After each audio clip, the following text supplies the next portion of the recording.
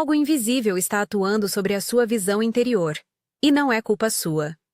Talvez você note que às vezes uma intuição se apaga no meio do caminho, que um lampejo de verdade não se sustenta, ou que a sensação de pertencer a algo maior se dissolve como fumaça antes que você possa pegá-la. Chamo isso pelo que o título anuncia. Há um ataque invisível à sua glândula pineal, não no sentido médico, mas como uma obstrução simbólica e funcional ao seu terceiro olho, ao centro de percepção que permite acessar o que é pneumático dentro de você. Respire comigo agora. Inspire devagar, sentindo o ar expandir a caixa torácica. Expire deixando ir qualquer tensão que couber no seu corpo. Esse movimento simples já é um primeiro gesto de presença. E a presença é a primeira estrada de volta àquilo que te pertence por origem. Se você quer acompanhar este processo e não perder as próximas guias práticas, inscreva-se agora. Volte aqui quando sentir que é hora de aprofundar. O que eu vou dizer a seguir vem de uma tradição alternativa, de textos que foram preservados à margem da história oficial. No Egito do século IV, em uma região chamada Nag Hammadi, foram encontrados códices que guardavam fragmentos de um pensamento diferente, textos hoje agrupados sob o nome de literatura gnóstica, entre os quais figura o Evangelho de Filipe. Essas obras descrevem uma experiência da alma que se entende como um fragmento da fonte primordial, a mônada. Segundo essa visão, antes do cosmos manifestado havia uma plenitude, uma centelha indivisa, a mônada, da qual seres e essências derivam. Algo do centro perdido pulsa dentro de você. A tarefa é recordar, reunir e reconhecer essa origem. Mas o mundo manifestado, segundo essa cosmologia, não é neutro. Nas narrativas gnósticas surge a figura do demiurgo, um princípio criador que, numa leitura simbólica, modelou a matéria como uma prisão de aparências, e com ela criou meios que distraem e anestesiam a percepção. Entre esses meios estão os arcontes, padrões, inteligências ou frequências que intervêm na atenção, que moldam memórias, que instituem barreiras à recordação. Pense neles não como inimigos pessoais, mas como módulos de interferência que funcionam por repetição e dissonância, por saturação de estímulos e por sutis deslocamentos de atenção. É assim que se dá o ataque invisível à pineal, por uma delicada modulação de frequência que converte o espaço interior em ruído. Quando eu falo da glândula pineal aqui, faço isso no registro do símbolo operante, o terceiro olho, o centro de percepção além dos 5 sentidos. Não é uma afirmação médica, é um mapa esotérico que aponta para um ponto de convergência entre soma e espírito. E é nesse ponto que os arcontes costumam atuar. Eles não batem portas, eles abafam sons, alteram o ritmo da respiração, promovem dúvidas implacáveis no instante em que a percepção quer florescer. Há no corpo marcas que os antigos associavam a essa condição pneumática, sinais que na leitura gnóstica atestam a presença de uma centelha da mônada em alguém. Não declarei isso como diagnóstico científico. São referências simbólicas, experiências de linguagem corporal, que servem como prova subjetiva de um alinhamento mais profundo. Permita-se checar por si mesmo, com delicadeza. A primeira marca está na base do crânio, onde a cabeça encontra o pescoço. É o ponto de ancoragem da origem, o lugar onde a lembrança do que você é pode ser sentida como um apoio. Quando você colocar a atenção ali, não force. Toque leve, como se segurasse uma flor. Sinta a temperatura, a textura, qualquer pulso ou silêncio. Muitas vezes surge uma sensação de afundamento ou suporte, como se a cabeça encontrasse um apoio invisível. Outras vezes, nada parece acontecer. Ambas as reações são legítimas. A segunda marca aparece na lateral da mão, numa linha que vai entre o dedo mínimo e o pulso. Essa é a pista da percepção, o território por onde a receptividade ao mundo sutil circula. Ao deslizar levemente o polegar nessa área, notará pinceladas de sensações. Talvez um calor, um formigamento, uma leve vibração. É uma ponte entre sentir e compreender.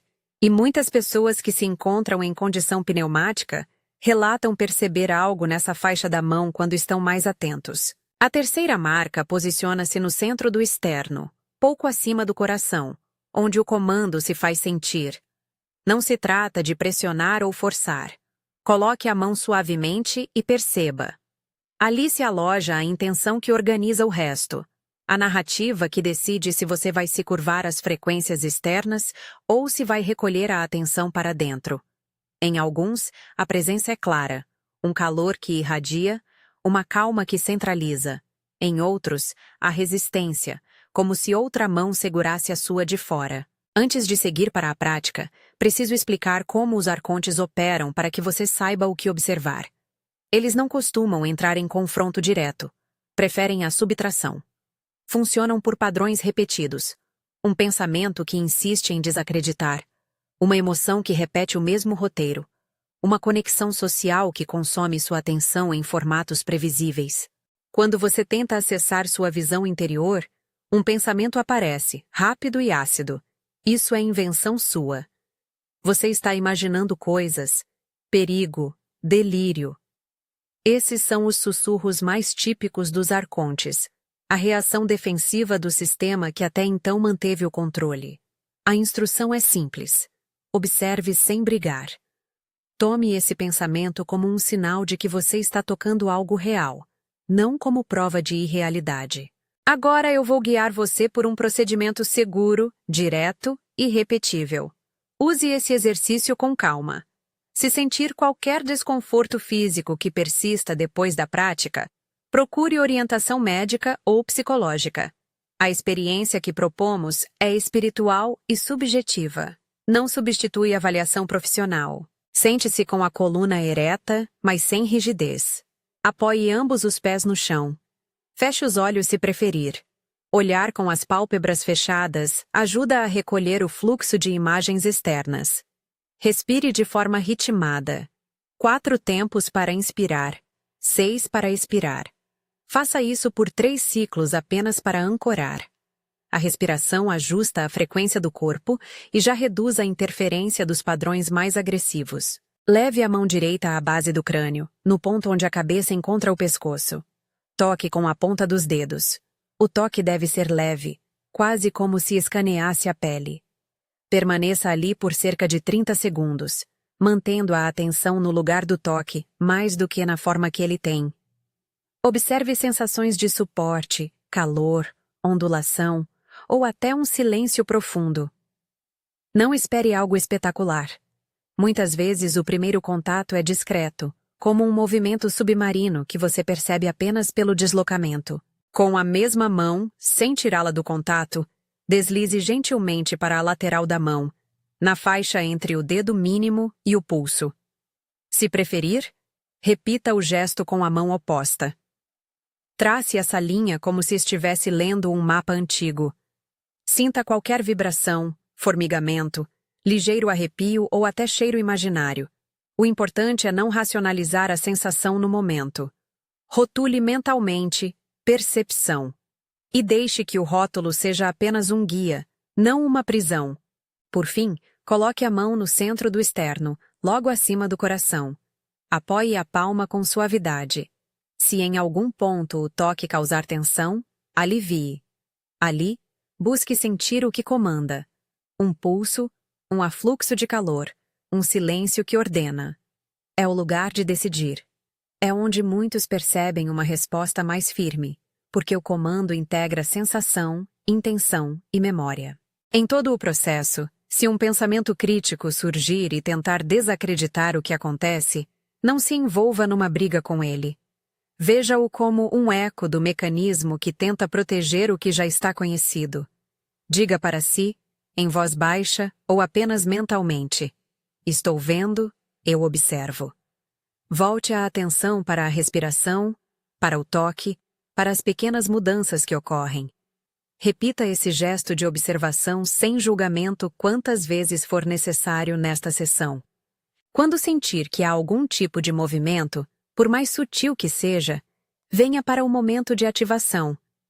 Esta é uma declaração curta, projetada para ser repetida com intenção, não como fórmula mágica que garante resultados. Coloque a mão nos pontos conforme preferir. Base do crânio com a mão direita, lateral da mão com a esquerda, e o centro do peito conectado pela intenção. Se isso for desconfortável, faça as posições de forma que se sintam naturais. Feche os olhos, respire profundamente e pronuncie com clareza a frase a seguir, lenta e com presença. Reconheço minha origem. Ativo minha visão. Assumo meu comando. Repita essa frase 3 vezes, sentindo cada palavra como um gesto que toca o corpo. Sinta a vibração das palavras no peito, a forma como elas atravessam a base do crânio e percorrem a lateral da mão. A repetição é um selo. Não promete milagres, mas cria uma mudança de frequência interna, uma intenção articulada que reordena as prioridades do seu sistema atencional. Após a ativação, mantenha alguns instantes de silêncio interior. Observe qualquer alteração. Um afrouxamento, lágrimas, frio, calor, imagens mentais, ou uma sensação de clareza que parecia ter sumido. Tudo isso é legítimo. Algumas pessoas não sentirão nada imediatamente. Outras terão experiências intensas. Ambas são caminhos possíveis. Se uma onda de emoção surgir, acolha-a sem julgar. É importante reconhecer que haverá resistência depois deste ato. Os arcontes, enquanto padrões, tendem a reagir com reprises. A dúvida que volta, um velho hábito que se repete, relações que pedem sua atenção para manter o circuito anterior. Quando a reação vier, utilize a mesma estratégia. Observe, nomeie. Isso é resistência. E resgate a respiração consciente. Não tente remover a resistência pela força.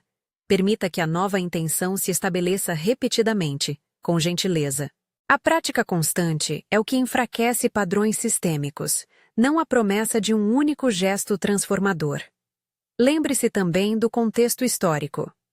Aqueles textos que mencionei, vindos de Nag Hammadi e do Evangelho de Filipe, foram escritos em uma época em que diferentes comunidades tentavam mapear a relação entre o humano e o divino, entre o corpo e a centelha interior.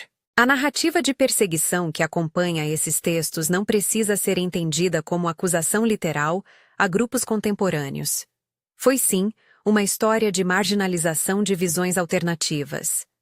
A escolha que hoje você tem é receber essas palavras como modelos simbólicos, úteis para notar padrões e para produzir transformações interiores, sem precisar adotar uma postura de confronto externo. Se, em algum momento, sentir dúvidas profundas ou sintomas físicos que não passam, procure um profissional de saúde.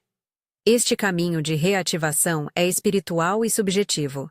Não substitui avaliação médica ou suporte psicológico. Segurança e cuidado são parte essencial do despertar responsável. Existe ainda um aspecto coletivo neste despertar. Em diferentes pontos do planeta, há pessoas experimentando variações do mesmo processo. Pequenos encontros de memória que se reconstroem, uma retomada do que foi perdido. Quando pessoas comentam suas vivências, redesenham o mapa de possibilidades. Se esta mensagem tocou você, escreva reconhecimento nos comentários. Ao fazer isso, você não apenas afirma para si a decisão de olhar para dentro, mas também se conecta a um movimento de pessoas que desejam relembrar sua origem. A promessa que eu faço não é de milagres imediatos, nem de poderes instantâneos. Prometo, isso sim, oferecer caminhos práticos e simbólicos para que você reconheça, reveja e, aos poucos, reordene a sua experiência de percepção.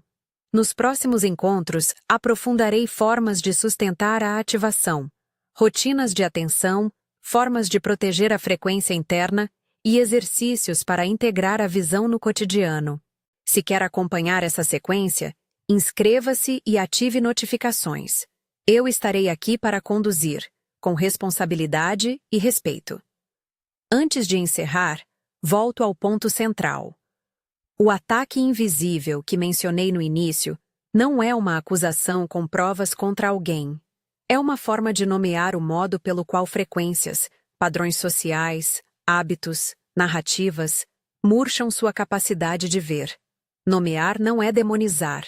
Nomear é trazer claridade. Ao aprender a reconhecer as marcas da sua origem, ao desenvolver práticas simples de respiração e presença, e ao enfrentar as vozes que tentam desacreditar, você reconfigura o campo onde a percepção acontece. Você não está sozinho nisso.